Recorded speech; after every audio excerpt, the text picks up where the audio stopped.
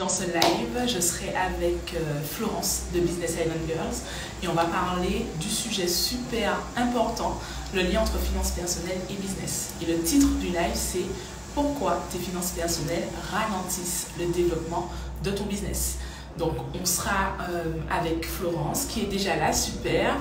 N'hésite pas à m'envoyer ta demande Flo, comme ça je l'accepte. Et tout le monde, dites-moi si vous m'entendez bien. Je suis dans une pièce fermée toute petite, donc peut-être qu'il y a de l'écho. Yes, c'est bon, nickel. J'accepte. Ah non, je la vois. Alors je fais un.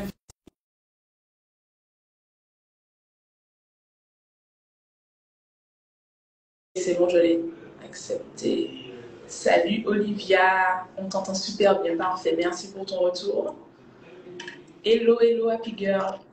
Hello. Attends, je vais régler ma caméra pour qu'on puisse J'ai me voulu faire voir. une intéressante et ne pas porter mes lunettes, mais je vois rien sans mes lunettes. Je vais les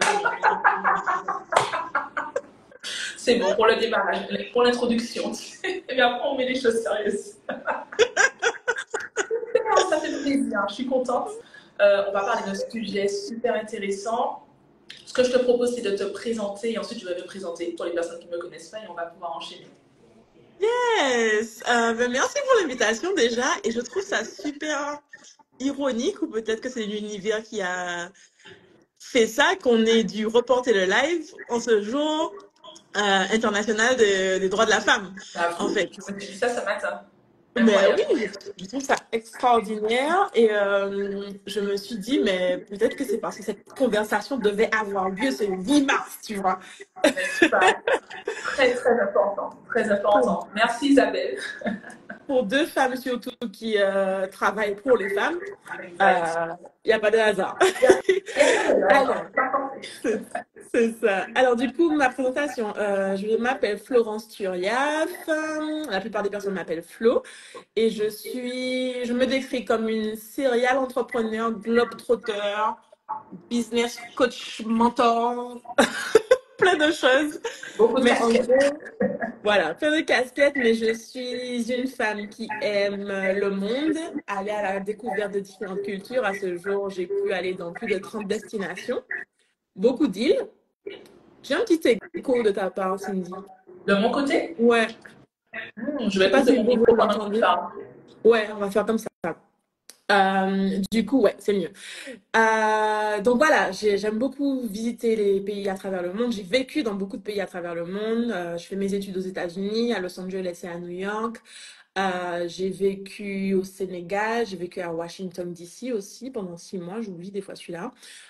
J'ai fait un tour du monde en solitaire pour pouvoir aller explorer les autres îles dites d'outre-mer, donc la Réunion, Mayotte, Polynésie, Kanaki, Nouvelle-Calédonie, tout ça avec mon sac à dos, voilà, autour du monde. Donc ça, c'est ma partie globe-trotter. Après, maintenant, je suis installée au Sénégal, même si je fais des allers-retours avec les Antilles. Donc, je suis en Afrique de l'Ouest et originaire de la Martinique. Mais du coup, le côté business, j'ai une passion. D'abord, ça a commencé par une passion pour le marketing. Je me suis découverte une passion pour la création de sites web au début, de documents, de présentations. Enfin, j'aimais vraiment transformer des idées et les mettre concrètement sur des visuels et vendre des idées.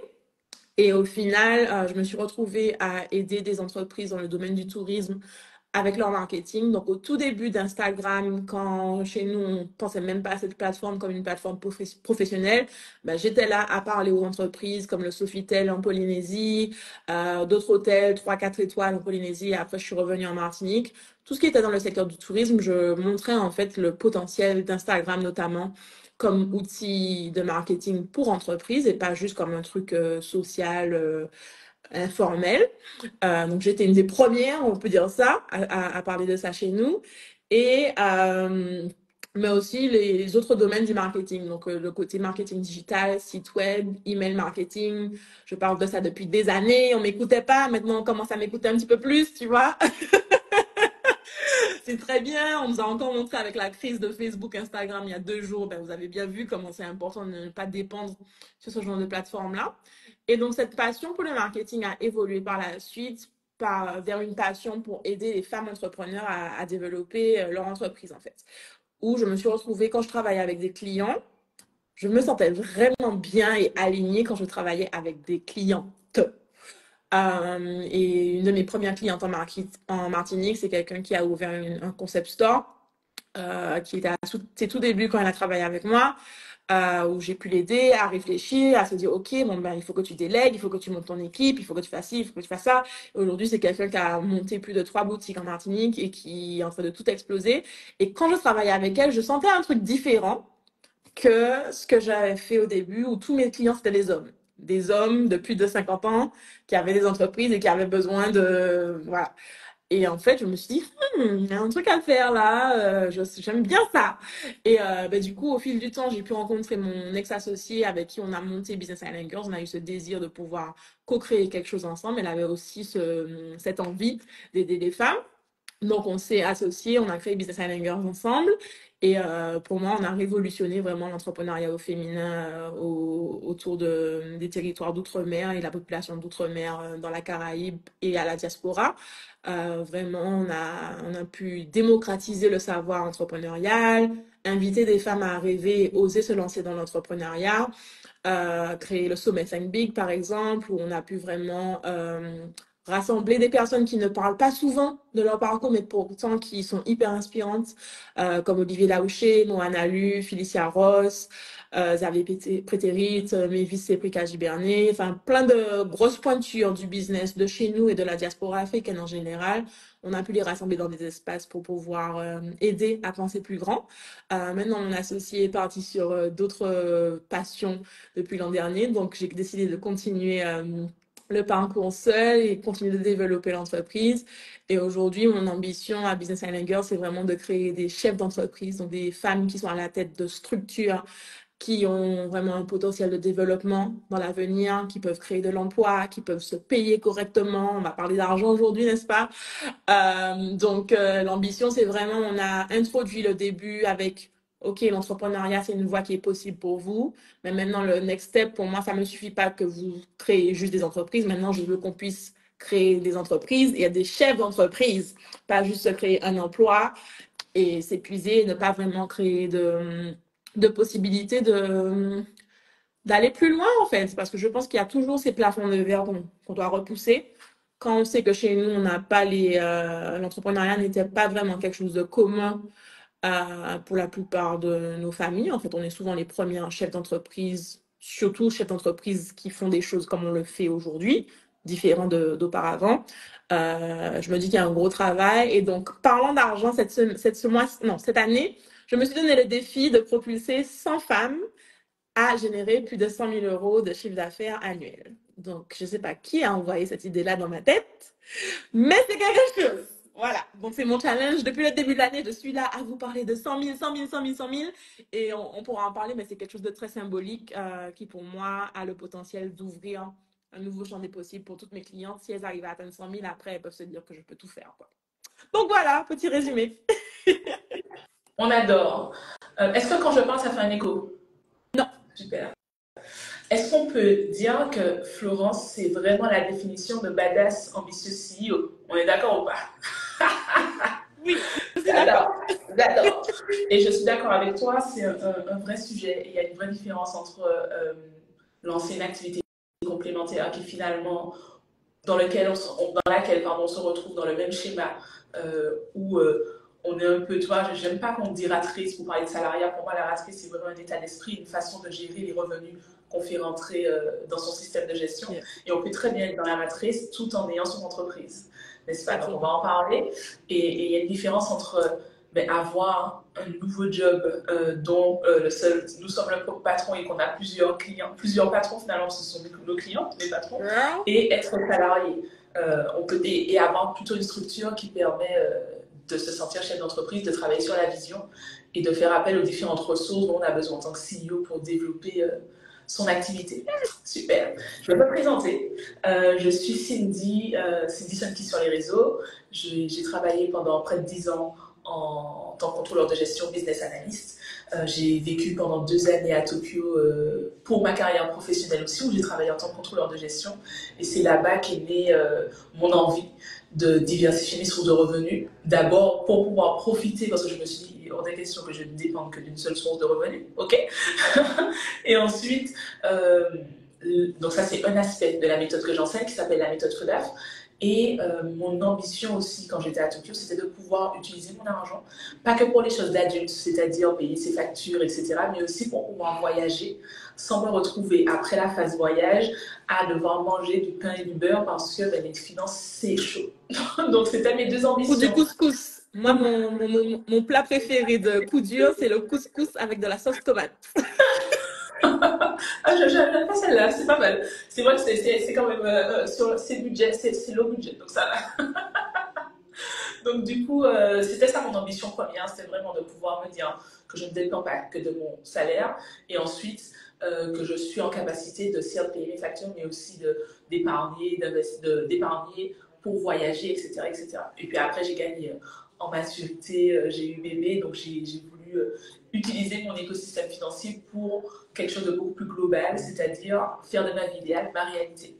Yes. Donc c'est exactement ce que j'enseigne au sein du club Mon Cercle Vertueux. Il y a aujourd'hui un peu plus de 160 femmes dans le club à travers 3 niveaux. Merci beaucoup MCV Fondation, MCV1 et MCV2. Mais on va en parler en détail dans les prochaines semaines parce que les portes du club vont bientôt réouvrir. Donc je laisse le discours de présentation pour la suite. Mais voilà, il y a un club dans lequel j'enseigne aux femmes à mettre en place leur écosystème financier tout en profitant du voyage. C'est très important pour moi, la notion de profiter du voyage. Donc voilà pour ma présentation très succincte. On va rentrer dans le vif du sujet, si tu es OK avec ça. Moi, ce que j'avais envie de faire, c'est vraiment présenter en plusieurs points pourquoi nos finances personnelles, lorsqu'on n'est pas on track, deviennent un frein pour le développement de notre entreprise. Donc, ce qu'on va faire, c'est que je vais partager un point, je vais échanger là-dessus, et puis tu vas pouvoir rebondir et tu vas pouvoir aussi partager des points si tu en as. Sachez qu'on n'a rien préparé, parce que de toute façon, c'est un sujet qui nous parle. Donc, on y va. Voilà, on n'a pas préparé. J'adore parce que tu as préparé tes points et j'ai préparé des points. Donc, j'ai hâte de voir si nos points sont similaires. C'est ça. Donc, on a préparé de notre côté, mais on s'est dit, on va faire ça en live comme une discussion finalement, comme on a l'habitude de faire d'ailleurs. Donc, moi, le premier point, c'est vraiment déjà revenir sur la raison pour laquelle on lance un business. Donc, il y a plusieurs profils. Il y a le profil de, on va parler des femmes, hein. Donc s'il y a des hommes, excusez-nous, mais on parle au féminin. Le profil de la femme qui a son idée, qui a trouvé sa mission de vie et qui se dit, il faut absolument que j'aille au bout de cette idée, que je puisse impacter positivement avec cette idée et que je la rende concrète.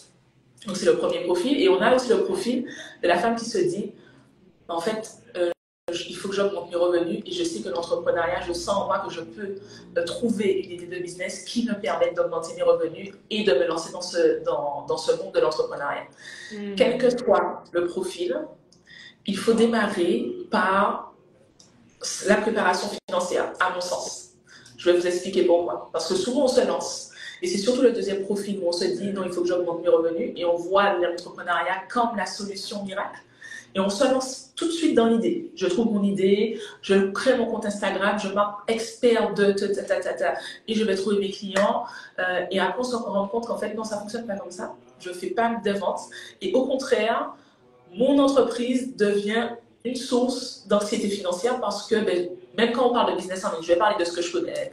Flo, elle a une expérience beaucoup plus globale sur l'entrepreneuriat. Moi, c'est vraiment le business en ligne parce que c'est ce que j'ai fait maintenant depuis 2017. Donc, ça commence à faire pas mal d'années. Donc, j'ai eu plusieurs business en ligne. Donc, je vais parler de mon domaine. On pourrait croire que le business en ligne, il n'y a pas beaucoup d'investissement au démarrage, ce qui n'est pas faux par rapport à d'autres investissements, par rapport à d'autres business, pardon. Pour autant, il y a quand même des charges courantes à assumer. Yes. Et on peut se retrouver à avoir ces charges courantes qui deviennent un gouffre supplémentaire dans nos finances personnelles, alors que lorsqu'on s'est lancé, on était plutôt en mode ok, je vais lancer ça, je vais me faire des clients, ça va me faire avoir une centaine d'euros au démarrage, puis peut-être 1000, 2000, 3000, etc. Et en fait, on se rend compte que non, il faut se préparer financièrement parce que pour pouvoir générer des ventes, il y a toute une stratégie à mettre en place. Oui. Et quel que soit le type d'entreprise, même si moi je parle de business en ligne et j'appelle ça les systèmes à revenus automatiques, mais pour mettre en place ce système, il faut d'abord, comme on fait une omelette, il faut casser les œufs. Donc il faut investir. Il faut investir, il faut peut-être pendant plusieurs mois donner sans attendre quoi que ce soit en retour, donc sans avoir de chiffre d'affaires. Et si tu n'es pas prête financièrement, côté perso, tu auras les petits gremlins, c'est comme ça que j'aime appeler ça, qui vont te dire mais pourquoi tu t'es lancé, mais c'est pas une bonne idée, change d'idée, ou alors non, ben, ça fonctionne pas. Et on sait déjà que lorsque ça commence à chahuter là-haut, on n'est pas focus sur les actions qui permettent justement de générer ses premiers euros. Donc pour moi, ça c'est la première erreur, c'est de se lancer sans préparation financière. Yes. Qu'est-ce que tu en penses?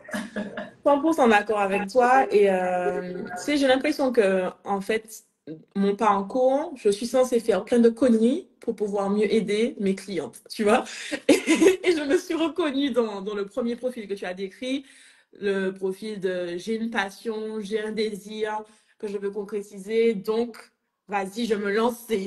C'est ma passion et c'est mon cœur, en fait, qui mène la danse. C'est exactement ce qui m'est arrivé, où j'ai senti que j'avais cette passion, que je voulais devenir entrepreneur, je voulais changer le monde, etc. Parce que j'ai commencé l'entrepreneuriat en parlant d'entrepreneuriat social. Donc, entrepreneuriat social, ça veut dire qu'on a un impact positif sur la société à travers un business. Et donc ça, quand j'ai découvert cet univers-là, je me suis dit, mais waouh, mais je veux faire ça, tu vois.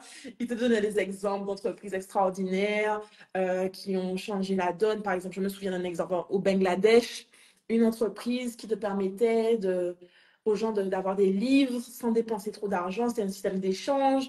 Genre les trucs qui parlent vraiment à mon cœur de personne qui veut changer le monde en mode je veux faire ça. Donc j'avais testé plein de choses.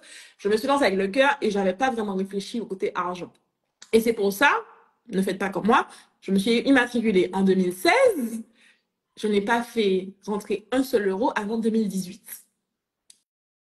Don't do that. Ne faites pas ça. Ne faites pas ça parce que après je me retrouve en panique. Je reçois des courriers de l'URSSAF qui me disent chaque année de leur donner de l'argent alors que je sais que j'ai pas fait rentrer l'argent. Mais pourquoi je dois de l'argent? Je comprends pas.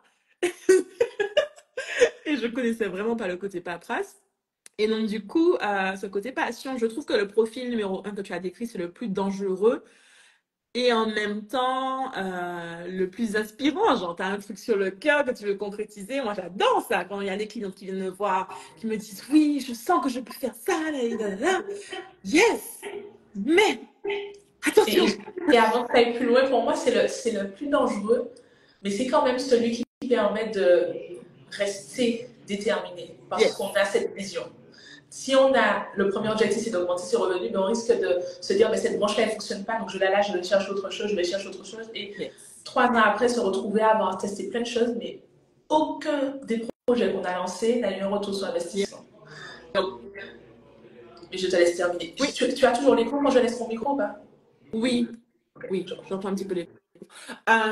Après, je suis 100% d'accord et je connais des gens qui sont intéressés par le côté de l'argent, générer de l'argent. Premier, il n'y a rien de mal à ça, mais c'est vrai qu'ils ont tendance à être moins résilients sur le long terme parce que l'objectif premier, c'est l'argent. Alors que moi, je suis en mode, je veux sauver le monde, même si ça ne fonctionne pas tout de suite. Je continue, tu vois, j'y vais. Donc oui, je trouve que c'est dangereux et en même temps, c'est une grande force. Donc, trouver l'équilibre entre ça.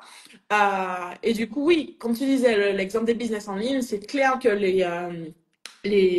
ça demande souvent moins d'investissement qu'un business en présentiel, mais je regarde là, j'ai ouvert mon document vite fait de tableau de budget mensuel. Je suis à presque 800 euros de logiciel chaque mois. À un moment, il me semble qu'on était à 1000. Là, j'ai coupé certaines choses que j'utilise pas assez. Donc, j'ai pas de loyer, mais j'ai quand même loyer, tu vois. J'ai loyer Internet, chose que je dois utiliser pour pouvoir faire tourner ma machine. Donc ça, c'est juste le côté logiciel. On parle pas de combien je dois payer mon expert comptable, de combien je paye mon équipe, de me payer moi, tout ça. Donc c'est clair qu'il y a des charges. Et justement, dernièrement, je parle avec quelqu'un qui venait avec ce côté, ce profil numéro un. J'ai ma passion, je veux lancer ça, j'ai ça sur le cœur, etc., etc. Et la première chose que je lui ai dit, c'est quoi ton budget? Parce qu'elle me dit qu'elle veut être accompagnée. C'est la première question que je pose, non pas par intérêt pour moi, en mode est-ce que tu as l'argent, etc. Mais de un, si tu veux être accompagné, il va falloir que tu investisses. Donc, c'est un investissement, ça fait partie de tes coûts de démarrage.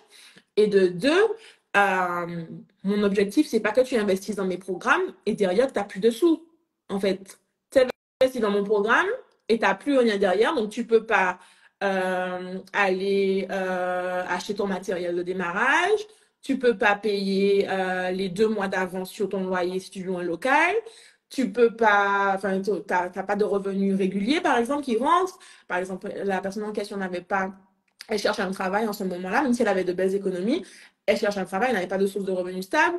Et même au-delà de ça, tu vas aller demander un financement à la banque, par exemple, et ils vont te demander tes finances personnelles. Donc, comment tu fais? Comment tu fais pour tout ça? Donc, le but, c'est vraiment pas de te dire, OK, bon, mais t'as l'argent pour payer mon programme. Génial, viens. Non, c'est, est-ce que je vais réussir à vraiment t'aider à concrétiser ce business-là? Ben, déjà, il faut qu'on voit est-ce que tu as la capacité financière de tenir un business comme ça. Surtout un business présentiel, ça demande du cash. Ça demande du cash. Exactement. Et ce que je voudrais rajouter sur ce point-là, avant de passer à la deuxième raison pour laquelle les finances personnelles sont un frein pour le développement de l'entreprise, pour moi, il ne faut pas négliger la préparation. Et là, je vais aller un peu plus loin. J'ai parlé de la préparation financière, mais même la préparation des fondations de son business.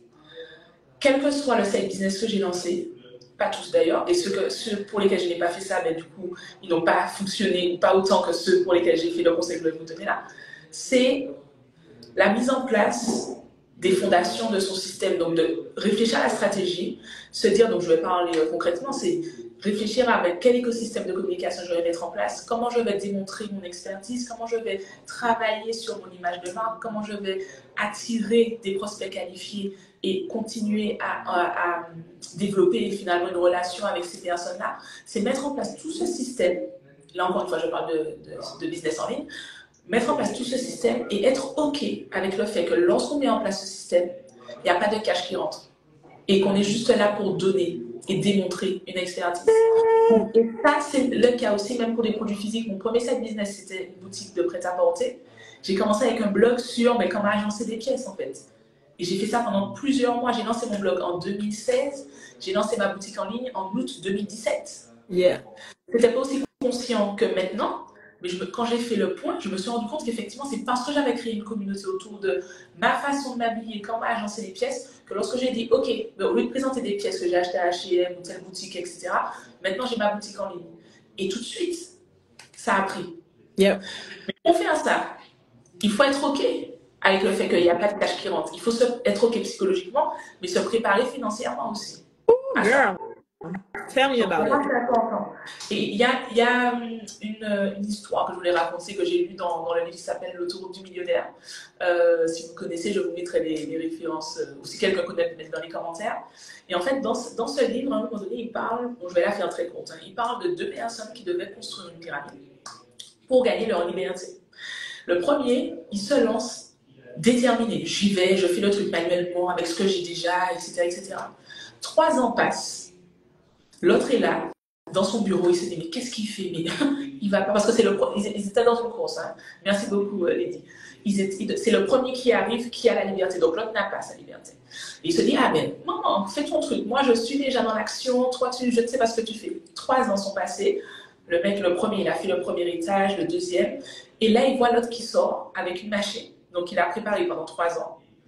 Et il a rattrapé le premier en 1 année et finalement l'a dépassé pour atteindre l'objectif.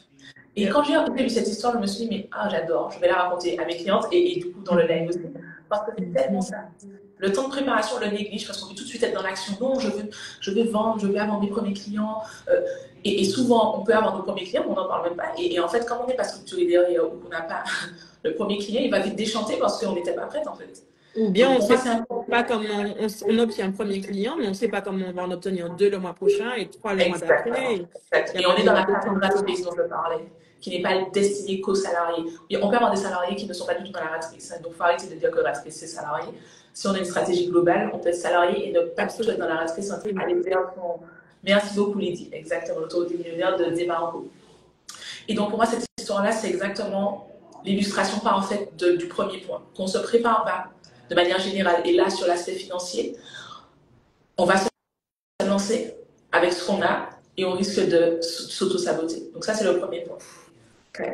Attends, tu veux un exemple concret? Donne-moi Ça, un j'en ai exemple pas encore concret. parlé. C'est quelque chose dont je vais parler dans mon nouveau programme que j'ai lancé là, où je raconte mes réussites, mes échecs. Il y a 2 jours, je parlais de la première fois où j'ai généré 100 000 euros, plus de 100 000 euros de chiffre d'affaires avec Business Island Girls. Ça, c'est le côté brillant. Mais le côté dark, là, avec mon restaurant, j'ai lancé un restaurant en 2022. J'avais un associé avec qui on a travaillé et tout. Mon associé, c'était lui qui pensait avoir le plus d'apports financiers. Et moi, je suis derrière parce que j'avais pas autant d'argent que lui, tu vois. Mais je me positionne en tant que je suis présente, fais tourner le restaurant, etc. On s'était super bien préparé parce qu'on avait des économies on comptait autofinancer au départ, etc. Mais on s'est dit, c'est bon, après 6 mois, ça va bien tourner, on va commencer à être rentable, on n'aura plus besoin de sortir l'argent de notre poche. Sauf qu'on a mal anticipé le contexte local où il y a eu le mois du Ramadan, où au niveau restauration, c'est nul. Ah, il y a l'écho.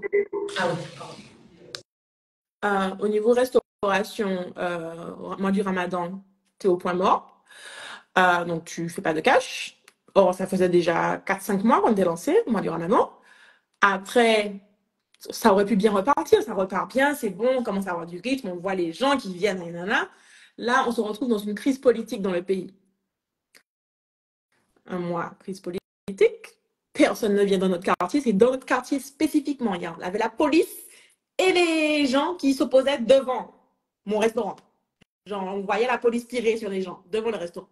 Donc, personne ne vient manger chez nous, alors qu'on était sur le point de signer des contrats avec des entreprises. Donc, ça aurait fait des plats qui partent tous les jours tranquillement. On était vraiment à ça de pouvoir être rentable.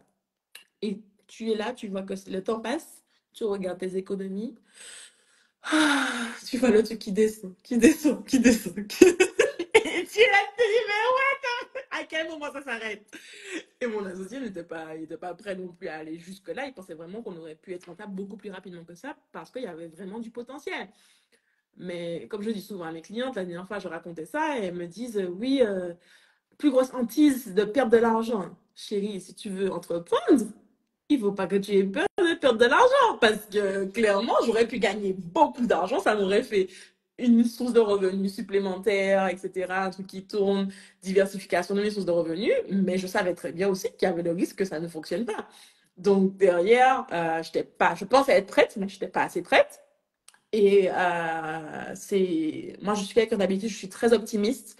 Je vois toujours, j'imagine toujours le meilleur scénario que possible. Mais je peux te dire que l'année dernière, ça m'a appris à prévoir le pire scénario que possible. Donc maintenant, je ne suis plus en mode verre à moitié plein, verre à moitié vide. Je suis en mode le verre en totalité. Qu'est-ce que ça donne? Si ça se passe très bien, voilà comment ça va se passer. Si ça se passe très mal, voilà comment ça va se passer. Et comment tu gères en fait? Comment tu gères si jamais ben, c'est super chaud? Comment tu vas faire? Exactement. Et du coup, ça m'emmène au deuxième point. Merci pour la transition. Pour moi, lorsqu'on a lancé son business et que financièrement, côté perso, ça ne suit pas, on est face à l'anxiété. Oh yes. Et pour moi, l'anxiété liée à sa situation financière, quand on a un business à gérer, ça va biaiser notre prise de décision. Absolument. Pour moi, et c'est ce que j'expliquais juste avant, quand tu lances ton business, il faut vraiment avoir la vision, cette vision globale, mais aussi cette vision en termes de chiffre d'affaires, en termes d'objectifs de revenus. Nous, on parle vraiment de l'objectif de revenus et après, on construit autour notre prévisionnel dans le club. Quand tu as cette vision, excusez-moi, il y a du monde, donc peut-être que vous entendez des gens rigoler, c'est normal, je suis dans un espace de coworking. Quand tu as cette vision, si tu t'es retenu finalement par ta situation financière de départ, te dire mince, mais comment je vais faire pour payer telle facture? Je pensais que, au lieu de poser des actions qui sur le long terme te rapprochent de ta vision, même si à court terme ce n'est pas rentable, ça peut arriver, tu vas aller chercher du cash, même dans des directions qui ne servent pas ta vision.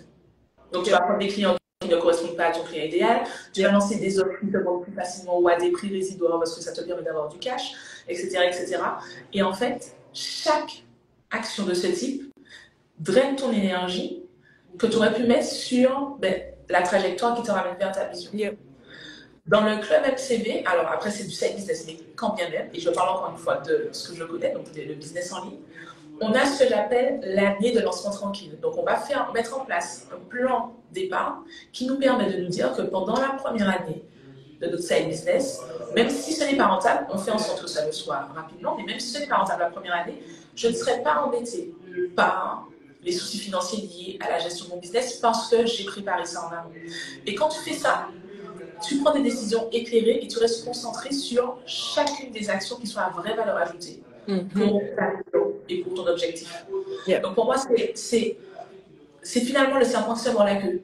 J'ai des problèmes financiers, donc je lance le business, mais j'arrive pas à poser des vraies actions parce qu'en fait j'ai des problèmes financiers. Tu vois, donc du coup, pour moi, c'est super. C'est pour ça que c'est un frein pour le développement de son business.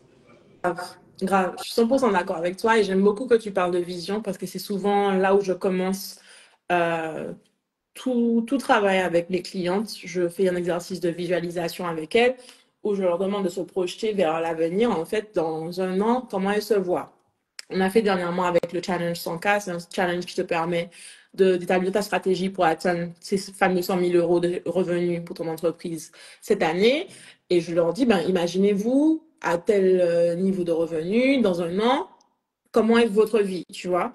Et avec quel type de personnes vous travaillez, comment vous vous sentez au quotidien, etc., etc. Et le but de cet exercice, c'est d'être vraiment clair sur qu'est-ce que tu veux et qu'est-ce que tu ne veux pas, tu vois, et de ressentir déjà en avance, c'est vraiment puissant comme exercice, tu ressens comment tu vas te sentir quand tu auras atteint cette vision-là. Et donc après, derrière, comme tu le dis, être capable de dire non, par exemple, à des choses qui sont pas alignées à ta vision, ça demande du courage et de l'assurance et d'être ancré en toi-même et en tes décisions et en là où tu vas. Mais si derrière, tu vois que tu es dans le rouge, tu vois que je sais pas quoi, que c'est chaud, forcément, bien entendu, tu vas te retrouver à faire des compromis qui, comme tu le dis, au final, c'est pas du tout ce que tu voulais, en fait. Et je suis 100% d'accord avec ça. Les décisions quand tu es en mode restriction, en mode plutôt que d'opérer dans un système d'abondance, tu es en mode restriction, en mode scarcity mindset. Genre, il n'y a pas assez. Donc, j'ai des clientes qui se retrouvent à baisser leurs tarifs, par exemple, en espérant que ça va les aider à atteindre leur objectif. Or, dernièrement, je lisais un livre qui me confirme encore ma perspective sur ça. C'est pas forcément en baissant tes tarifs que tu auras forcément plus de clients et plus d'argent. Parce que souvent, quand tu baisses tes tarifs, ben, tu vas baisser la valeur perçue de ce que tu proposes et les gens vont pas forcément être plus intéressés. Et l'année dernière, je peux vous dire, à un moment, j'étais dans une situation assez compliquée financièrement. Euh, j'ai pas baissé mes tarifs, j'ai augmenté mes tarifs. Parce que je me suis posé la question, je me suis dit, attends, où est-ce qu'on va avec cette entreprise? Qu'est-ce qu'on veut? Qu'est-ce qu'on veut générer comme impact, comme résultat? Qu'est-ce qui se passe actuellement qui ne correspond pas vraiment avec là où tu veux emmener la boîte? Maintenant, tu es toute seule, tu gères la boîte, tu as une vision très claire de là où tu veux l'emmener. Qu'est-ce qui cloche là dans le fonctionnement actuel? Et je me rendais compte que même si on avait peut-être un volume de clients important, des gens qui nous payaient, etc., euh, moi, ce qui m'intéresse dans mon travail, c'est l'impact, c'est les résultats en fait. Donc, tu es là, tu me payes, ça m'intéresse pas si tu me payes et qu'au final, je fais pas le job et que j'ai pas de résultats. Parce que plus tu as des résultats, plus je suis successful dans mon travail. Tu vois, donc quelqu'un qui est là depuis 3 ans dans mes programmes, comme la BIH Academy qui va d'ailleurs bientôt fermer ses portes, que je vais plus proposer, ça ne m'intéresse pas. En fait, même si c'est de l'argent, ce n'est pas aligné avec ma vision. Et c'est pas tout le monde qui est capable de dire, oh, je vais arrêter de recevoir cet argent-là. Mais ah non, mais c'est de l'argent quand même. Mais moi, je me dis, mais non, mais what do you want? C'est une question sincèrement qu'il faut se poser régulièrement. Qu'est-ce que tu veux? Et est-ce que, les décisions que tu prends là sont alignées avec ce désir profond que tu as dans ton cœur? Euh, et c'est un exercice qui est super difficile. Et ça complique les choses justement quand dans ta vie perso, t'es pas au clair et c'est le côté financier, mais il y a d'autres choses aussi, tu vois. Donc, je parle souvent à mes clients du côté environnement et entourage. oui, je veux être riche, je veux être ci, je veux être ça, ton entourage est en train de te rabâcher que t'es pas bien, que t'es nul, que tu vas jamais y arriver. Genre, c'est incohérent. C'est pas possible. Il y a des trucs toxiques qui viennent mettre semer la zizanie, en fait, dans ta vision.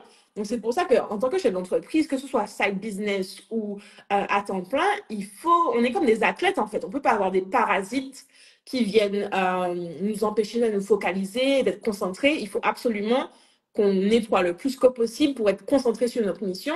Et donc, le côté danger financier et perso, forcément, ça vient impacter tes performances en tant que chef d'entreprise.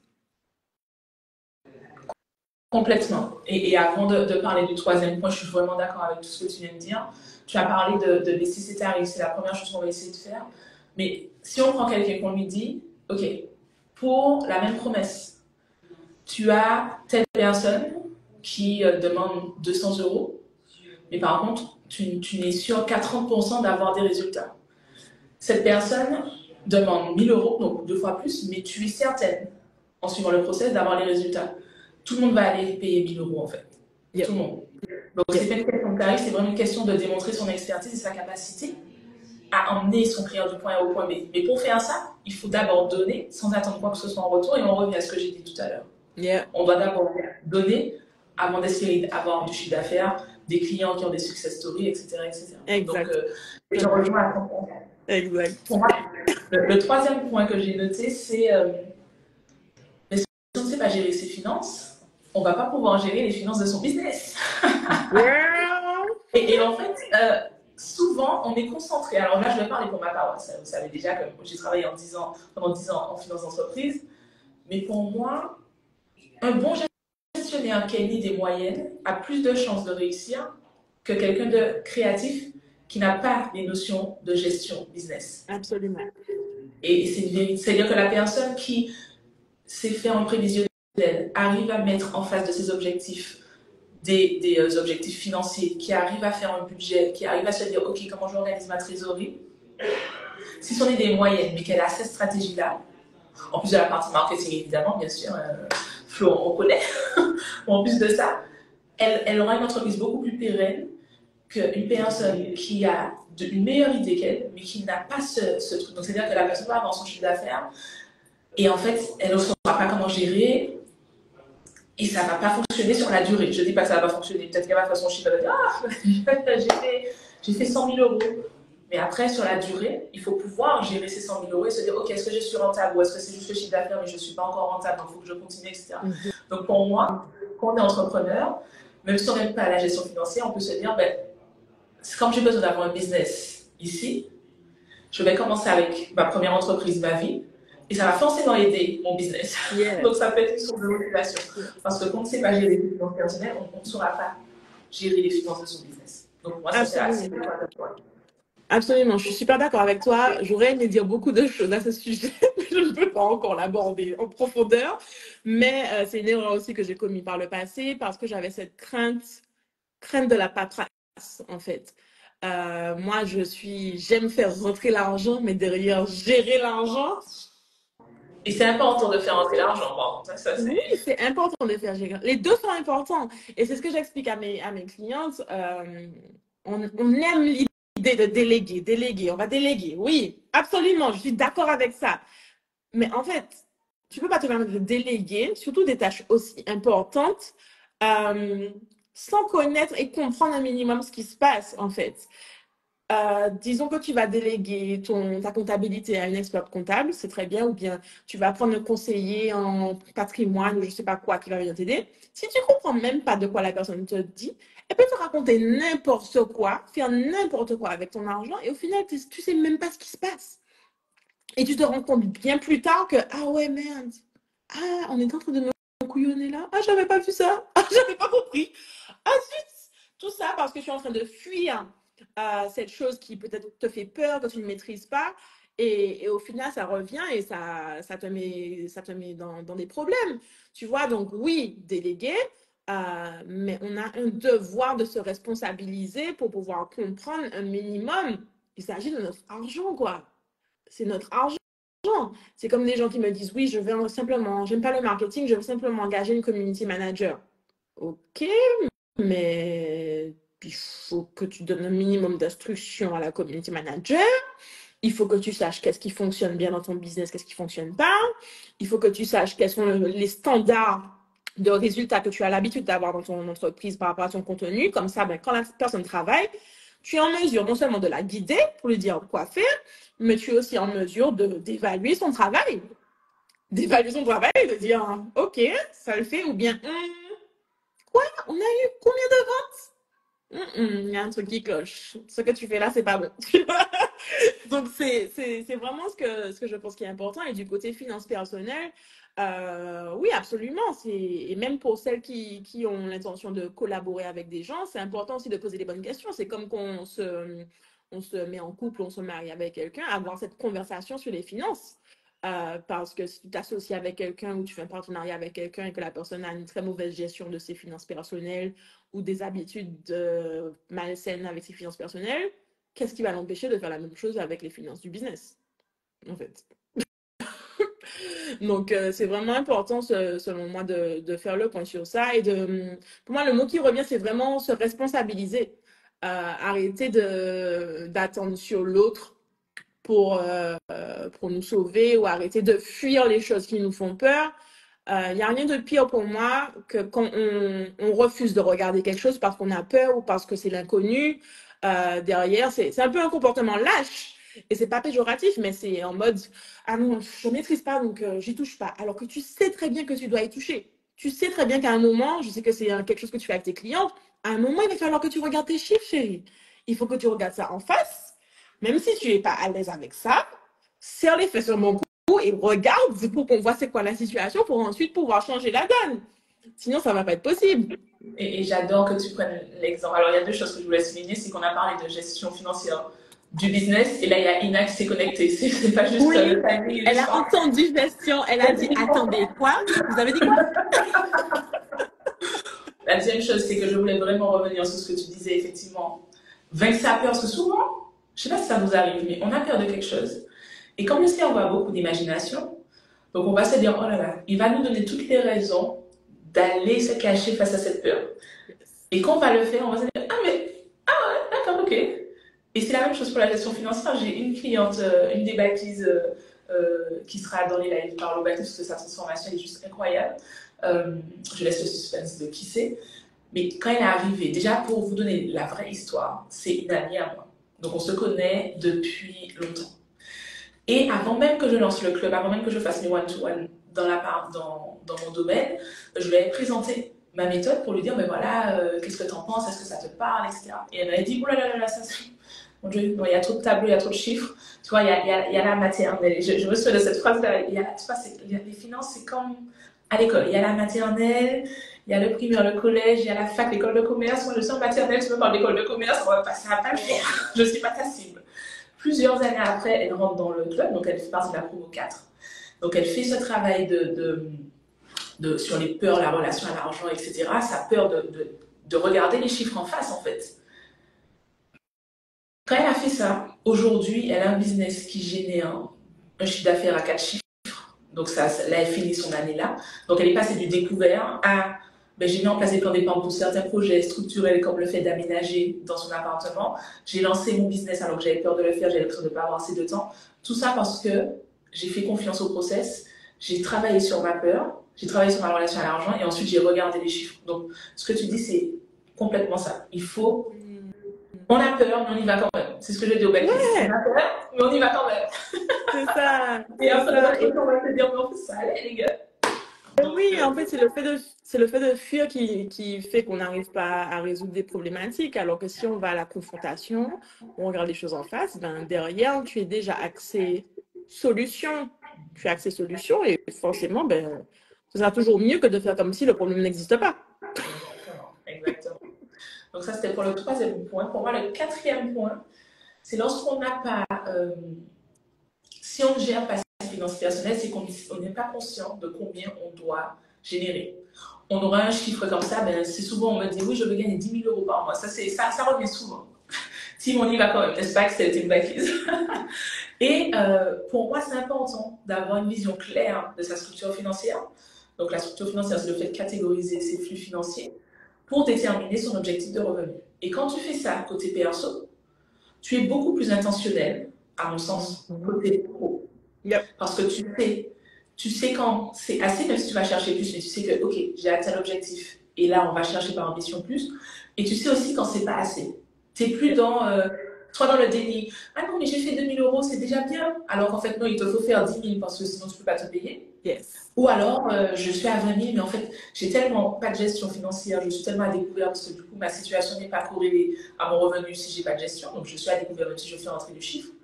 Mais tu seras là, on revient sur la rat race. Ce n'est pas uniquement pour les salariés, c'est un état d'esprit, la rat race. Tu seras dans ta rat race de l'entrepreneur à te dire, ben, toujours aller chercher plus parce que j'ai l'impression que je ne gagne pas assez. Donc, pour moi, c'est important. Parce que quand tu as une bonne gestion financière côté perso, tu assumes les dépenses obligatoires et essentielles, les choses d'adultes, comme je viens de dire, mais tu vas aussi te dire, OK, de combien j'ai besoin pour vivre la vie selon mes standards? Quel est mon objectif de revenu? Et du coup, comment je le traduis côté business? Et comment je fais pour être intentionnel et savoir que là, on y est par rapport à l'autre. Ça revient un peu à ce que je disais par rapport à la vision et c'est ce que j'essaie d'enseigner à mes clientes. Commencer par combien tu veux te payer et qu'est-ce qui sera nécessaire pour pouvoir atteindre cet objectif-là. Et dernièrement, j'ai fait des découvertes fascinantes sur la communauté de Business Island Girls où tout le monde me dit je veux gagner 5 000 euros, 6 000 euros, 8 000 euros par mois net dans leur poche. Et derrière, je fais un quiz où je découvre qu'à 94%, on est à moins de 50 000 euros de chiffre d'affaires généré par an. Et à 80%, on est à moins de 25 000. Les calculs ne sont pas bons. Les calculs sont pas bons parce que si tu veux 5 000 euros par mois dans ta poche que tu te payes avec ton entreprise, au minimum, juste pour te payer le salaire net, il faut que tu puisses générer 60 000, si je compte bien, 60 000 euros, juste pour te payer ton salaire idéal. Donc, comment on fait si tu ne dépasses pas 50 000 euros de chiffre d'affaires? Et moi, je suis sur une optique en ce moment où je parle beaucoup d'argent et ça me met un petit peu mal à l'aise parce que je sais que les perspectives, et je me demande, toi, comment tu fais ça? Parce que je sais que les perspectives chez nous, c'est tabou. C'est encore tabou, l'argent, on en parle plus, mais c'est tabou. Et donc là, je suis là à rabâcher aux gens, il faut que ton business génère 100 000 euros, il faut que tu génères plus de 100 000 euros, plus de 100 000 euros. Et à chaque fois, je me dis, mais c'est vraiment chaud que j'ai pris cette décision-là parce que je ne sais pas comment c'est perçu, mais ça m'a permis quand même vraiment de pouvoir mieux justifier ce choix. Ce positionnement que j'ai eu pour cette année parce que je me dis, quand je regarde ce qui se passe dans la communauté là, vous voulez beaucoup d'argent, c'est quelque chose qui est atteignable, c'est faisable. Mais les gars, il faut qu'on apprenne à générer plus d'argent dans nos entreprises. Tu vas jamais pouvoir atteindre cet idéal-là si tu ne mets pas une stratégie en place. Et je sais que c'est ce que tu fais avec ton programme. Tu vas vraiment, on détermine la vie idéale et derrière, on travaille pour pouvoir mettre en place des systèmes pour ça. Et pour moi, c'est vraiment, c'est ce que je le répète souvent, j'ai déjà même fait des masterclass, des conférences sur ça, mettre son business au service de son lifestyle. Et d'ailleurs, on a un mentor en commun, c'est grâce à toi que j'ai commencé à la suivre, Rachel Rogers de We Should All Be Millionaires. J'ai lu son livre en début d'année, le truc m'a donné une claque, je me dis, mais Cindy avait raison, frère. Mais c'est trop bien. Alors, laisse-moi te dire, félicitations, bravo. C'est vrai que c'est un de mes mentors et d'ailleurs je suis dans son club qui s'appelle We Should All Be Millionaires parce que j'avais besoin de parler à des vrais millionnaires parce que j'en ai marre des codes où on te dit le millionnaire fait ça mais tu connais des millionnaires ou tu es millionnaire? Non mais par contre tu as fait un code sur Instagram pour dire ce que le millionnaire fait. Bref, c'est une parenthèse fermée donc du coup c'est pour ça que j'ai intégré son club. Mais tu as demandé pourquoi je n'ai pas peur de parler d'argent parce que pour moi c'est un outil quand même. C'est comme si on dit ah, j'ai peur de parler de comment gagner plus de temps pour faire ce qu'on aime. Ça n'a pas de sens. Le fait que je parle d'argent, si ça te met mal à l'aise, c'est qu'on doit travailler sur ta relation à l'argent. Si tu es prête à le faire, on peut le faire ensemble. Mais par contre, je ne veux pas, moi, me remettre en question mes valeurs, mon positionnement, parce que tu n'es pas à l'aise. Si ça arrive à des triggers chez toi, c'est qu'effectivement, il faut que tu travailles ta relation à l'argent. Mais l'argent, c'est une ressource comme une autre. Certes, quand ça tombe dans les mains de quelqu'un qui n'est pas bon, ça fait des dégâts. Comme ça lui fait. C'est comme le marteau. Quand on voit un marteau, on sait que le marteau, ça aide à faire des travaux. On ne va pas se dire, oh mon Dieu, j'ai des marteaux à me prendre pour un meurtrier.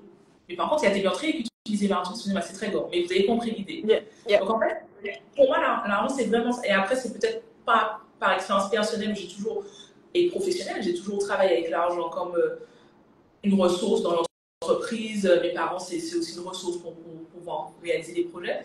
Donc ça aide certainement, mais aujourd'hui, on a accès à des informations qui nous permettent de travailler notre relation à l'argent. Donc, ce que tu fais, c'est super. Il faut que tu continues. Il ne faut pas que tu aies peur de se dire, mon Dieu, qu'est-ce que les gens vont penser? Les bonnes personnes vont entendre. Donc, il n'y a pas de problème. C'est clair. Et surtout, c'est quand je vois que j'ai des clients qui ont déjà passé ce stade-là, des 100 000 et des plus, je vois l'impact que ça a dans leur vie et comment elles sont épanouies maintenant.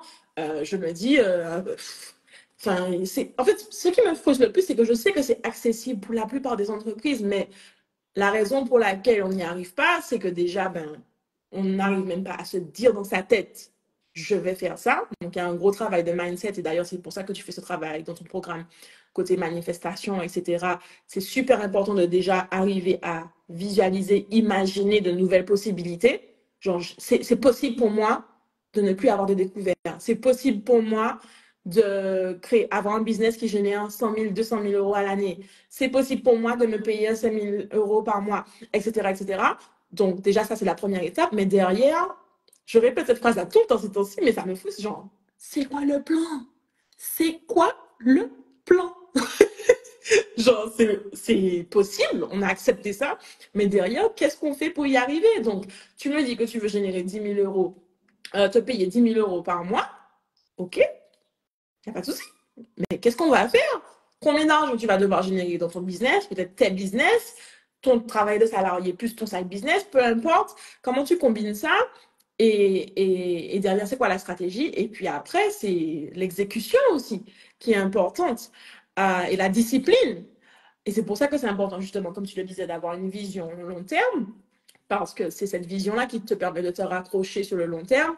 Quand ça devient chaud ou quand tu es devant une décision, tu te dis, ah, ce sac à main, là, est joli, hein, mais tu sais que si tu pouvais placer cet argent-là à quelque part d'autre à la place, plutôt que d'acheter le sac à main, tu peux simplement attendre Black Friday et prendre le sac à main à moins 70%. Voilà, histoire vécue. Et ce que j'ai envie de dire aussi, c'est qu'il faut intégrer, et là c'est vraiment la notion de profiter du voyage, il faut intégrer, si c'est quelque chose que tu as envie de faire, il faut intégrer le fait de se faire plaisir aussi tout au long du processus. Ça permet de rester focus et puis de mettre du carburant dans la machine pour continuer sur le long terme. C'est tellement Absolument. Parce que comme c'est ce que je prenais, c'est ce que je vis, tu vois, c'est pour pas que tu dises, vas-y, monsieur, la statue, elle dit ça, non, on peut faire les deux, mais il faut se préparer. Non, il faut faire les deux. Il faut faire les deux. Et encore une fois, c'est où est-ce que tu vas, en fait? Où est-ce que tu vas et te rappeler, en fait, au quotidien. Bon, peut-être que tu vas pas céder à toutes tes tentations financières que tu veux faire, mais si tu sais très bien que tu as établi ton petit budget, où tu sais que tu as tant de disponible pour pouvoir te faire plaisir ce mois-ci, tu sais pourquoi, en fait. Tu sais pourquoi tu le fais et derrière, j'ai vraiment envie de dire, tu le vis pas comme une restriction ou comme... c'est juste tu es sur ton chemin, tu es en train de faire le job pour pouvoir atteindre ton objectif, en fait. C'est tellement ça. Et en fait, j'allais y venir, c'est ça que j'ai fait, mais clairement, parce qu'en fait, c'est vraiment souvent, voire toujours, une question de perception. Quand tu as un plan et que tu sais où chaque pas, chaque exécution, chaque étape passée, quand tu sais où ça te mène, en fait, tu es même heureuse de te dire, ok, j'ai réussi à mettre ça de côté parce que demain, ça me permet d'investir dans tel expert qui va me mettre telle chose dans mon business pour que je puisse avoir une croissance de 30%. Yes. Alors que si c'est plus en mode, c'est chaud ce mois-ci, donc il faut que je mette de côté, c'est clair hein, que l'histoire que tu vas te raconter, elle ne sera pas la même. Donc, c'est une question de perception. Et le plan, et je l'ai toujours vu comme ça, hein, cette une planification, c'est le plan nous permet de profiter du voyage aussi, parce qu'on sait ce qu'on fait et on sait où ça nous mène. Même si, de point de vue extérieur, on se dit, pourquoi elle fait ça?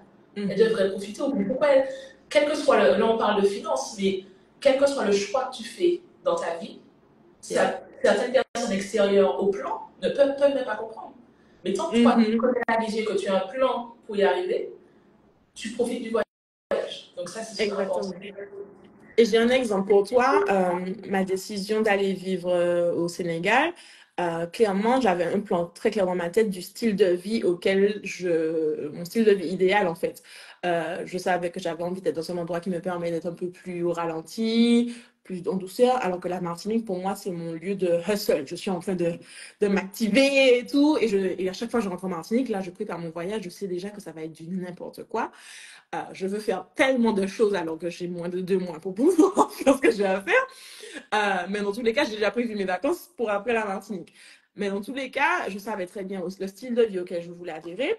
Et il y a d'autres personnes, ça va peut-être pas leur correspondre, mais moi, je sais que ma façon de vivre, c'est exactement. J'investis, et j'en parlais dernièrement en story. Pour moi, la notion du luxe, par exemple, est vraiment dans la qualité de vie que je vis au quotidien. Avoir ma nounou qui est là, qui s'occupe de mon fils dans la maison où je peux les voir, je suis là, je peux passer du temps avec lui et en même temps, je peux être soulagée. Ne pas avoir à faire de ménage. Ça, c'est ma priorité. Je préfère manger des pâtes que de faire du ménage. Donc, ça, c'est autre chose. Pouvoir, je sais pas moi, vivre dans un pays avec des valeurs qui me correspondent plus. Ça aussi, ça a une valeur pour moi.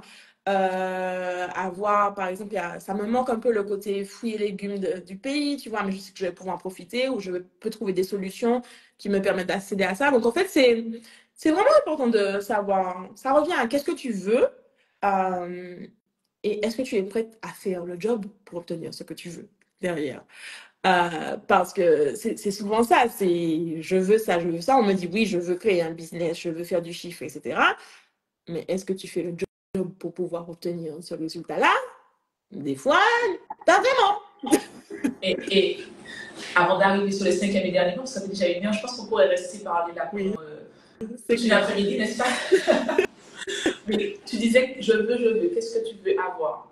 Et ce que je dis souvent, et ça c'est lié à mes croyances religieuses, etc., mais c'est aussi vrai de manière générale, c'est la formule, et c'est un de mes mentors, un de mes mentors qui en parle mieux que moi, américain, c'est la formule be do have. Donc avant d'avoir, il faut être. Yes. Il faut être.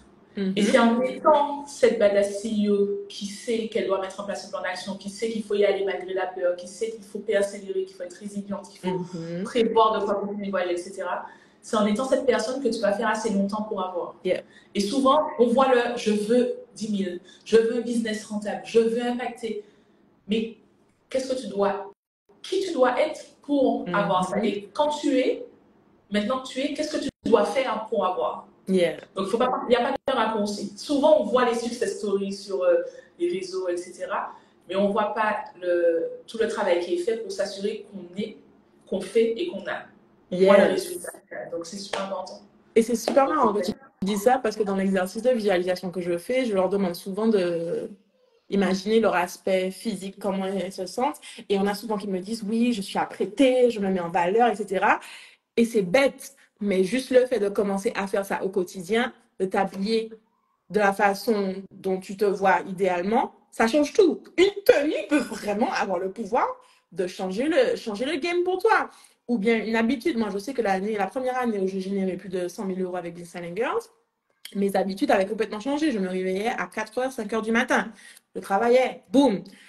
Dans les attitudes, les habitudes, dans les pensées. Est-ce que quelqu'un qui se paye, parce que c'est l'objectif, qui se paye 10 000 euros par mois, est là en train de se parler n'importe comment? Ou bien de désespérer au premier problème qui arrive?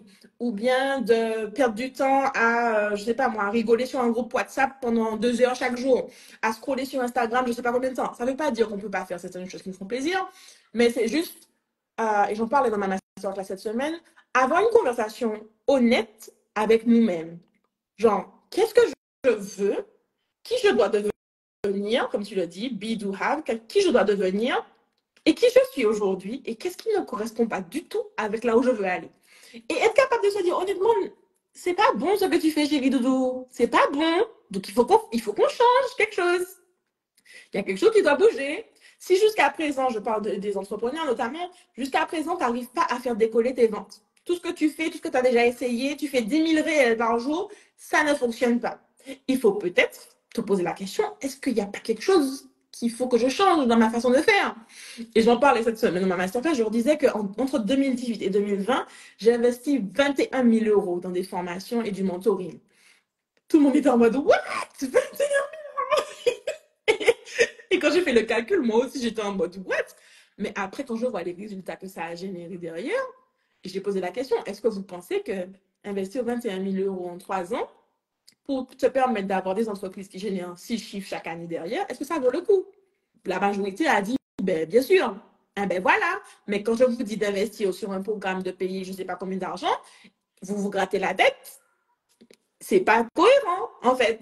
C'est pas cohérent. Si tu ne sais pas comment faire du cash, soit tu dois apprendre à la dure, comme moi je l'ai fait, galérer combien d'années, soit tu vas chercher quelqu'un qui s'y connaît et qui t'apprend et qui te prouve qu'elle s'y connaît pour pouvoir t'apprendre à faire les choses, tu vois. Donc, je trouve que c'est vraiment une question d'avoir ces conversations sincères avec soi-même, sans négativité, sans jugement, mais juste, girl, c'est pas bon. Il y a quelque chose qui doit bouger là. Et c'est pour ça que c'est important de. Moi, je suis une grande adepte du journaling. Et c'est exactement ça, c'est avoir une conversation avec soi, c'est sortir de sa tête. Yes. Ce qu'on a, c'est dans le club, on fait des check-ups mensuels, donc tous les mois, elles font ce travail de journaling avec des questions précises, quelles actions on a entreprises, quelles sont nos victoires, quels sont nos challenges. Et tous les 6 mois, on leur envoie l'historique de leur check-up. Parce qu'en fait, ça permet de se rendre compte du chemin parcouru, mais ça permet aussi de se dire, là, non, on doit réajuster la trajectoire parce qu'il y a rien qui va, ça fait 3 mois qu'on est sur le même sujet ou bien que 3 mois que je bloque sur la même chose, etc. Et c'est ça ce que tu disais d'avoir des conversations honnêtes avec soi-même pour pouvoir s'assurer qu'on aille dans la bonne trajectoire. Et pour aller dans la bonne trajectoire, il faut avoir une vision. Donc, on a parlé avant. C'est un cercle vertueux, n'est-ce pas? Yes. Le cinquième point pour moi, et c'est vraiment important, c'est ça que je veux le mentionner, c'est, on a parlé des profils où on n'a pas encore un business qui génère du cash. Yes. Et quand on a un business qui génère du cash, on peut aussi avoir un problème avec ses finances personnelles. Et c'est quoi? C'est utiliser son business comme sapeur-pompier pour ses finances personnelles. Donc, on a un business en ligne, un side business qui génère, je parle de mon type de profil, 3, 4, 5 000 euros par mois de chiffre d'affaires. On est content. Sur le papier, c'est beau, mais par contre, en fait, tous les mois, on pioche. Et au lieu d'investir sur le fait de déléguer ou prendre quelqu'un qui va me faire, qui va optimiser mon SEO pour que mon blog puisse être bien référencé et donc avoir plus de trafic, plus de prospects dans mon tunnel de vente. Ce qui dit plus de prospects dit plus de clients, donc plus de chiffre d'affaires. Au lieu de faire ça, tous les mois, bon, allez, je pioche. Donc, ça mélange. Et ça mélange. Donc, même quand on a un business qui fonctionne, qui génère du cash, on ne peut pas passer au palier supérieur. Donc, on est toujours dans cette fameuse ratrice qui n'est pas réservée qu'aux salariés, c'est un état d'esprit. On est dans cette ratrice et on se retrouve toujours à aller chercher parce que derrière, on doit éteindre l'incendie qu'on a à chaque fois déclenché, chaque mois, parce qu'on n'a pas des finances de track. Donc, pour moi, c'est vraiment important parce que ce n'est pas que les personnes qui sont en train de lancer le business, c'est aussi les personnes qui ont un business qui a déjà commencé à décoller, mais on n'arrive pas à aller à l'étape supérieure parce qu'on est rattrapé par la gestion côté perso. Et c'est dangereux, ça. C'est dangereux et ça montre aussi ça montre l'importance de comprendre la gestion des finances personnelles et gestion des finances d'une entreprise parce que normalement, ta vie personnelle ne devrait presque rien avoir avec les finances de l'entreprise. L'entreprise, c'est pas ton compte en banque personnel, c'est pas là pour pouvoir financer ton lifestyle. L'entreprise, c'est une entité en fait qui tout ce qui rentre dans l'entreprise, c'est censé être au service de l'entreprise. Bien entendu, tu as une rémunération, mais derrière, le but, c'est de pouvoir faire avancer, évoluer, stabiliser cette entreprise. Donc ça, c'est super dangereux. C'est super dangereux et c'est quelque chose que j'ai déjà vu. Donc, voilà. Je ne sais pas si vous voulez rajouter quelque chose, si vous avez des questions. Ça fait un peu plus d'une heure qu'on est ensemble. Est-ce qu'il y avait des choses que vous voulez rajouter? Moi, tu as apporté beaucoup d'éléments que j'avais notés. On avait pratiquement tous les mêmes points. Et je dirais en fait que pour moi, c'est important. Le côté autofinancement, c'est quelque chose que je prône beaucoup. Parce que je trouve que c'est bien de pouvoir avoir les capacités soi-même de propulser son entreprise. Bien que maintenant, je suis en train d'ouvrir la discussion autour des autres formes de financement. Le mois dernier, on a fait une discussion sur la levée de fonds avec Amandine Pinto, qui est une experte dans ce domaine. Cette semaine, enfin ce mois-ci, on va parler de subventions pour financer. Mais souvent, on vient me voir en me disant, oui, je veux des subventions, je veux, je sais pas quoi.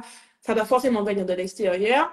Et pour moi, que ce soit dans la création ou le développement d'une entreprise, je trouve que c'est vraiment il y a quelque chose de spécial en fait quand tu arrives à créer l'argent toi-même et financer toi-même tes projets.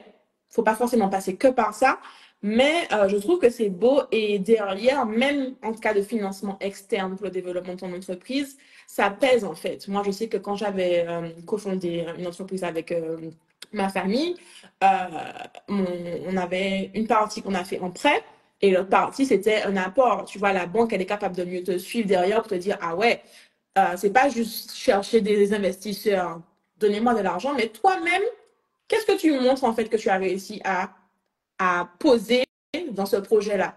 Et le côté assisté de chez nous en mode, je veux que l'État doit nous aider, les banques ne nous suivent pas, etc. Encore une fois, pour moi, il y a une notion de responsabilisation qu'il faut qu'on aborde en mode, OK, avant de dire l'État ne nous suit pas, les banques ne nous suivent pas, qu'est-ce que toi-même tu fais pour tes projets? À quel niveau est-ce que tu t'impliques pour pouvoir te dire, allez, j'y vais, je fais ce que j'ai à faire, je propose mon business déjà, je montre aux autres déjà, voilà ce que je suis capable de faire. Et derrière, ben, c'est plus facile de convaincre les autres. Et je pense notamment à une connaissance ici qui s'appelle Karel avec son mari Olivier. Ils ont fait une campagne de crowdfunding avec leur communauté pour lancer leur marque d'art de table, etc. Ils ont créé un super plat magnifique en forme d'Afrique. Ils ont fait la campagne de crowdfunding. Mais derrière, tout le monde a voulu soutenir le projet parce qu'on a vu déjà à quel point ils s'impliquent dans leur travail au quotidien. Donc, tu as envie de suivre quelqu'un comme ça qui fait le job.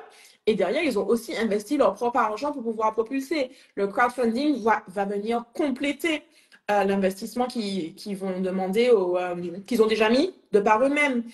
Et donc, moi, si j'ai un message à faire passer à toutes celles qui veulent entreprendre et trouver un moyen de développer des entreprises, c'est apprenez à pas vous autosuffire, mais apprenez à faire les choses par vous-même aussi.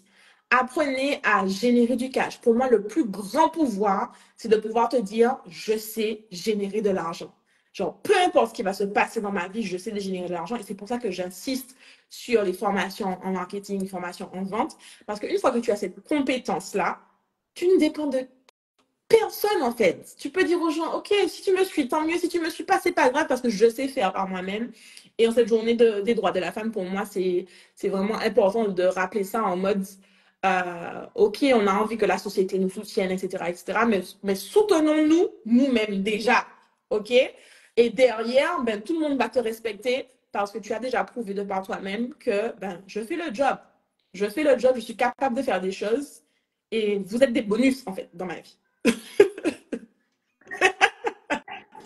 C'est exactement ça. Et j'aime beaucoup que tu dis ça parce que il y a un Reels qui va sortir tout à l'heure, ce soir, par rapport à la journée des droits de la femme.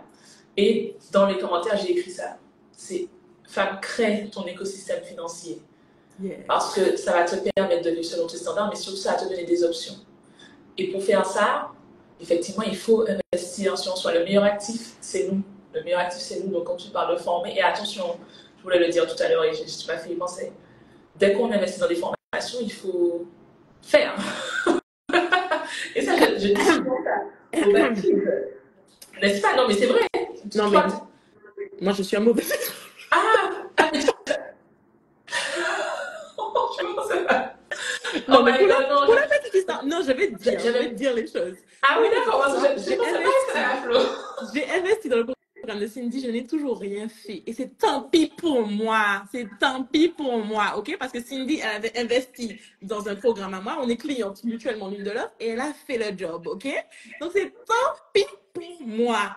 C'est pas juste investir et puis après, tu attends que les résultats arrivent, mais derrière, en fait, bien sûr qu'il faut faire le job. Ben, tu vois, je ne voulais pas t'afficher comme ça, ma Flo. C'est pas toi que je pensais Je que m'affiche moi-même. Je me responsabilise. Non. c'était tendu. Effectivement, tu me tends la perche, mais le club MCB, de toute façon, quel que soit ce qu'on veut faire, c'est comme, j'ai donné cet exemple-là à la dernière fois au Baptiste. Quand tu reprends le sport, je suis sûre que toutes les femmes qui sont connectées avec nous, elles vont être d'accord. Non, attends, quand tu reprends le sport, la première séance de sport, les filles, est-ce que vous vous souvenez, un jour et 2 jours après une première séance de sport, on est là, on a des courbatures, on se dit, oh, mais qu'est-ce qu'ils m'ont envoyé? Et ça, c'est, quel que soit ce qu'on fait, dès qu'on démarre, il faut être intentionnel parce qu'on a des courbatures. Et si on n'est pas intentionnel, les courbatures vont nous dire, nous ne pas tourner la pièce, pas. Le club de TV, on commence par un bootcamp d'état des lieux, donc on fait le bilan, on met les mains dans le cambouis, on regarde des chiffres. Moi, je ne suis pas là pour vendre du rêve, où on va travailler sa relation à l'argent, oui, je vais être riche. On fait ça, c'est important. Mais à un moment donné, il faut poser les chiffres, il faut faire les maths, en fait. Yeah. Et là, je parle de ma paroisse, mais même côté business, marketing, etc. À un moment donné, il faut se poser, il faut mettre en place des stratégies, il faut les suivre. Donc, et c'est d'ailleurs pour ça que je ne prends pas des promotions énormes. Tu en parlais tout à l'heure, nous, c'est des promotions de 35 backies parce que moi, j'ai une équipe derrière. Dès que tu l'as, on t'appelle. Allô, ça va, tu fais quoi? Je t'ai fait une promesse. On en est où? On veut que tu réussisses. Parce qu'il faut faire pour avoir. On est d'accord. J'ai adoré cet échange qu'on a eu. Franchement, il faut qu'on fasse ça plus souvent, Flo. Oui. Il faut qu'on fasse ça plus souvent en live. Moi, je suis d'accord. On le fait déjà, mais il faut qu'on fasse ça plus souvent en live. J'espère que vous avez apprécié. N'hésitez pas si vous avez des questions. Tu as un peu de temps pour les questions s'il y en a. Oui, mais je vais juste voir si Manon peut rester en contact. Vas-y, ouais, je regarde s'il y a des questions. Sinon, on va vous libérer aussi. Merci d'être resté avec nous jusqu'à la fin. On a fait, il est quelle heure? On a fait plus une heure et quart ensemble. Donc, merci pour ça. S'il n'y a pas de questions, je vais attendre que Flo revienne et on va couper le live. J'espère que le sujet vous a intéressé. N'hésitez pas à me dire dans le chat si ça vous a intéressé. J'espère quand même. Vous êtes restés, c'est que ça vous a intéressé.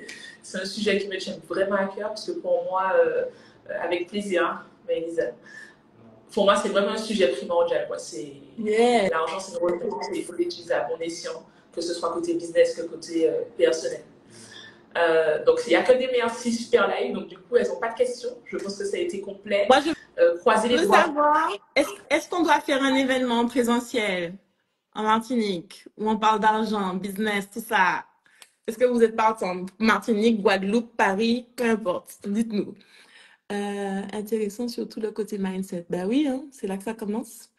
C'est là que ça commence. Oui! Ok. On garde ça en tête. Mais généralement, quand une femme pose des questions, c'est qu'elle a déjà la réponse, c'est qu'elle a déjà quelque chose en tête, n'est-ce pas? Je dis ça, je dis rien. Ah bon? Moi? Non. Super. Merci beaucoup. Là, on voit les merci. Merci d'avoir été là. Merci Flo d'avoir répondu présent à mon invitation. Là, c'est le moment un peu fatidique où je me dis j'espère que Instagram va enregistrer le live, tu vois. Donc, oui, je pense que oui. Ça va le faire. On est chaud pour le présentiel, alors on regarde ça. Oui, surtout famille. Ben oui.